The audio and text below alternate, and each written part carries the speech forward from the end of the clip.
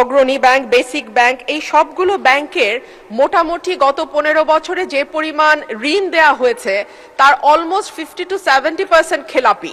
একমাত্র জনতা ব্যাংকের ঋণেই 70% খেলাপি, এবং এই খেলাপি ঋণগুলো হয়েছে S Alam, Beximco, anion tax group, বিসমিল্লাহ গ্রুপ এদের মাধ্যমে।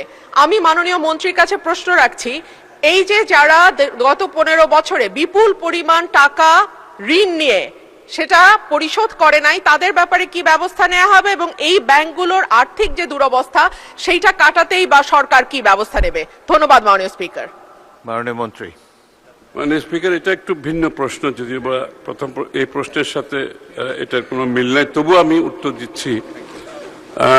সেটা আমি তো বহুবার সংসদে বলেছি কি ব্যবস্থা নেওয়া হচ্ছে, কয়েকদিন আগেও বলেছি, এবং সকলের বিরুদ্ধে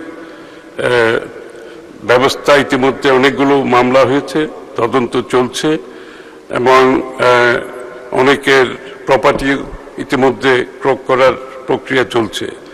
তো এটা এই ধারা চলতে থাকবে, এবং এই ব্যাপারে আমরা আগেও বলেছি বারবার, যারা দেশের টাকা লুটপাট করে বিদেশে গেছেন তাদের ব্যাপারে বিএনপি কোনো কম্প্রোমাইজ করবে না, এই সরকার কোনো কম্প্রোমাইজ করবে না, এবং এই ধারা অব্যাহত থাকবে।